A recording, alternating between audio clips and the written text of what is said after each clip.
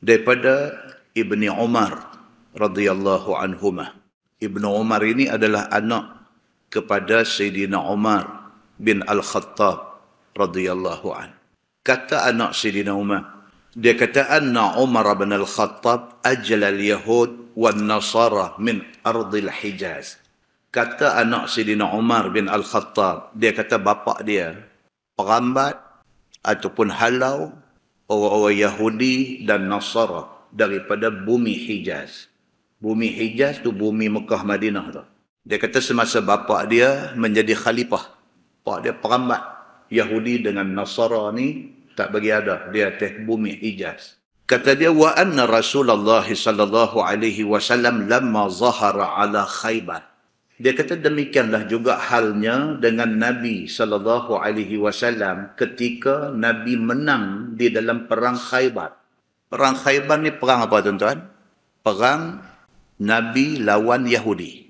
Khaybar ni ialah markas Yahudi di Madinah.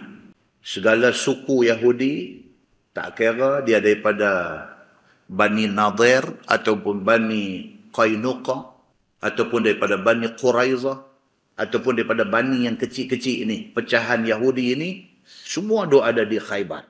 Nabi SAW bila dia hijrah daripada Mekah pergi ke Madinah, Nabi sign MOU dengan mereka ni semua. Atas satu perjanjian, kita kena sama-sama pertahankan Madinah kalau ada orang nak serang kita. Atas dasar kita ni penduduk Madinah, Nabi kata kalau ada musuh nak serang. Contohnya, musyrikin Makkah, katalah mereka nak attack Madinah. Nabi kata menjadi tanggungjawab kita yang duduk di atas bumi Madinah ni, tak kira Islam ke, bukan Islam ke, kita kena pertahankan bumi Madinah. Okey, agreed. Semua setuju. Tapi nama kata Yahudi ni tidak pernah pegang janji. Ini Yahudi.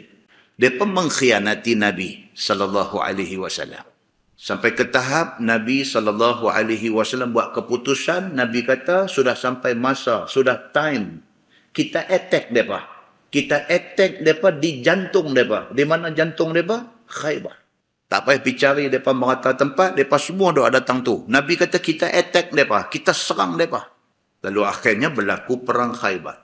Kata Abdullah bin Umar bin Al-Khattab radhiyallahu anhuma, anak Sayyidina Umar kata, dia kata wa anna Rasulullah sallallahu alaihi wasallam lamma zahara ala Khaybar.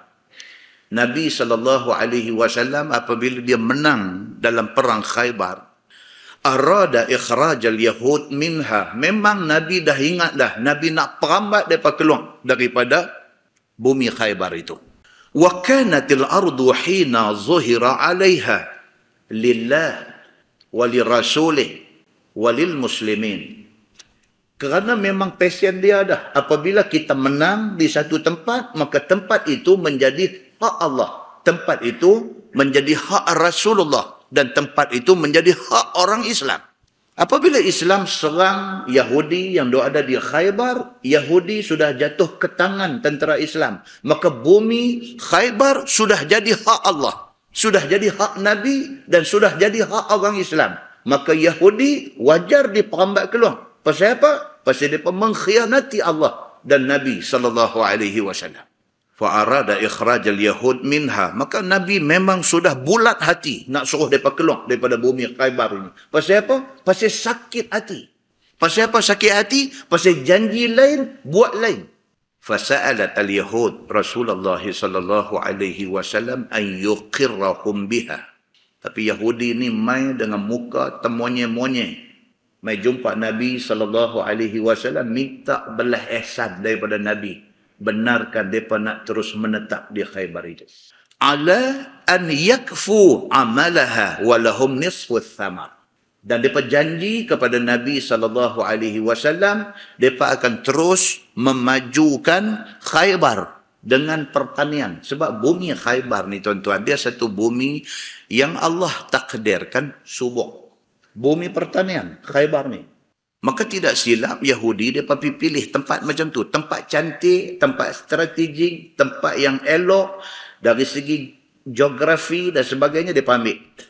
Lah ni pun ada lagi Khaybar. Kalau tuan-tuan pi Madinah, tuan-tuan duduk lalu highway tu, nampak daripada highway tu dia tunjuk susur keluar. Khaybar, dia tulis. Kalau daripada Madinah betul itu, nak pi lebih kurang 150 kilometers. 150 kilometer. Daripada Madinah betul itu, nak pi ke Khaybar ni 150 kilometer. Nabi SAW daripada Madinah nak pi perang di Khaybar itu, masa tu ambil masa 3 hari perjalanan. 150 kilometer masa tu mengambil masa 3 hari perjalanan. Satu kawasan pertanian, satu kawasan subang. Mereka ni tak ramai daripada dulu. Hari ni pun Yahudi tak ramai. Kalau nak banding dengan orang Islam yang 1.6, 1.7 bilion ni, mereka ni sikit. Dulu pun zaman Nabi SAW, Yahudi tak ramai. Mereka cuma tertumpu di Khaybar tu saja. Tak ramai, tapi mereka ni sintang. Tahu sintang? Penang kalau tak tahu sintang, perambat keluar daripada Penang malam ni juga. Mereka ni sintang. Sintang ni apa tuan-tuan? Nah, abang tak tahu. Itu masalah dia. Sintang ni dia cerdik, dia ada, dia jahat pun ada, dia sintang. Mereka boleh, walaupun mereka minoriti, walaupun mereka sikit, tapi oleh kerana kesintaran, sintaran kan nak kata. Oleh kerana sintang mereka ni, mereka sikit tapi mereka boleh influence, mereka boleh pengaruhi orang. Mereka sikit. Tapi sikit mereka tu, Rom, kerajaan besar pada masa tu. Kerajaan Rom, satu kerajaan yang besar dan kuat pada masa tu, pernah try untuk nak takluk Khaybar. Gagal. Macam mana hari ni, Israel ni bukan dia banyak mana pun. Kecil, sikit aja. Dan kedudukan mereka pula dilengkongi oleh negara-negara Arab. Tapi, kerana kesintaran mereka tu, kerana sintang mereka tu, Arab dengar cakap mereka. Macam mana Yahudi zaman Nabi, macam tu Yahudi hari ni. Mereka cerdik, mereka bijak, mereka jahat, semua cukup ingredient, cukup bahan ada dekat mereka ni. Bukti dia semasa berlaku perang Khandaq. Masa berlaku perang Khandaq, musyrikin Makkah nak main attack Nabi SAW di Madinah. Yahudi yang berjanji nak taat setia kepada perintah Nabi, mempertahankan Madinah ni. Tiba-tiba, mereka ni sudah dua muka. Tunjuk kata mereka sama dengan Nabi, dalam masa yang sama, mereka pergi cari geng-geng yang ada, yang tak suka dekat Nabi. Mereka cari, mereka membentuk satu pasukan. Dalam masa yang sama, mereka hantar wakil pergi ke Mekah sana tu, dan mereka ikat satu perjanjian lain. Dengan syarat, kita boleh kalahkan Muhammad ini. Jahat mereka ni. Daripada dulu sampai lah. Mereka combine Yahudi dengan munafik yang ada di Madinah. Mereka campur dengan kafir musyrikin Makkah. Mereka campur dengan orang-orang yang secara peribadinya tak berkenan dekat Nabi. Mereka membentuk satu geng. Mereka lawan Islam. Bahkan apabila Nabi menang dalam perang Khaybar. Ini kita lompat keluar Ustaz sebelum kita sambung hadis tadi.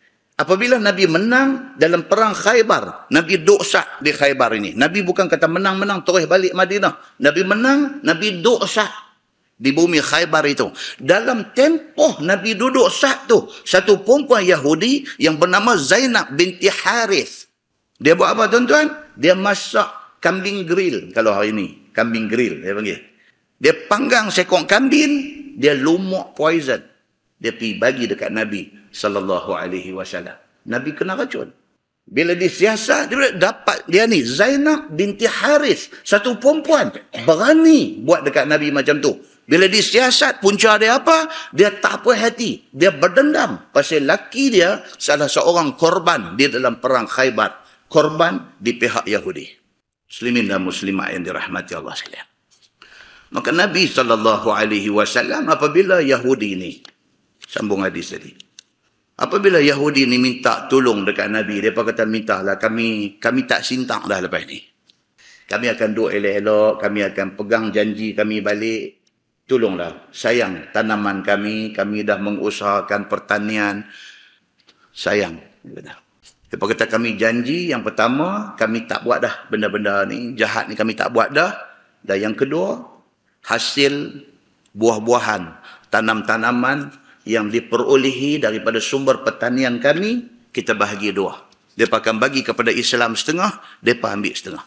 Faqala lahum Rasulullah sallallahu alaihi wasallam, nuqirrukum biha ala dhalik ma syi'na. Nabi setuju. Nabi kata, okeylah.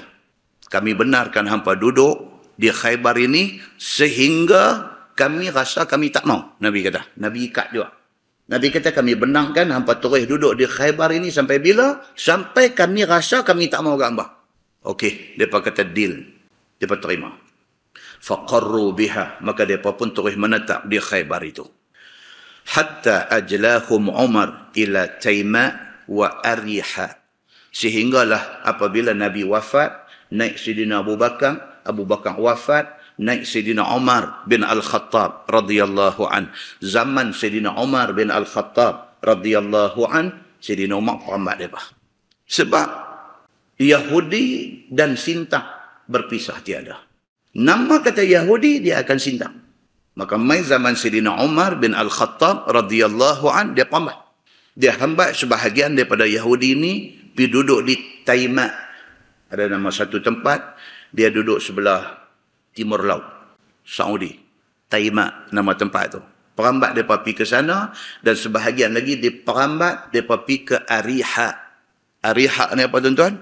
Jericho. Jericho hari ini. Hari ini kalau tuan-tuan ada rezeki, tuan-tuan pergi ke Baitul Maqdis, tuan masuk, signboard. Sampai hari ini, orang Arab punya signboard, dia tulis Ariha. Ariha. Signboard Yahudi, dia tulis Jericho. Ariha. Maksudnya wangi-wangian. Kan kita duk baca hadis, dia kata Rihul Jannah. Bau wangi syurga. Rih. Ariha. Sayyidina Umar perambat mereka pergi duduk di situ. Di situlah start cerita, mereka duduk ada ramai di sana. Muslimin dan muslimat yang dirahmati Allah sekalian. Cerita perang Khaybar, perang Nabi SAW lawan dengan Yahudi ini, dia ada banyak insiden-insiden dan kisah-kisah sisipan, dia panggil. Kisah-kisah yang duk mai ikut tepi dalam cerita perang Khaybar ni banyak. Di antaranya cerita Sayyidina Ali bin Abi Talib. Semasa berlakunya perang Khaybar, dia sakit mata. Dia kena sakit mata. Maka menyebabkan dia terlambat.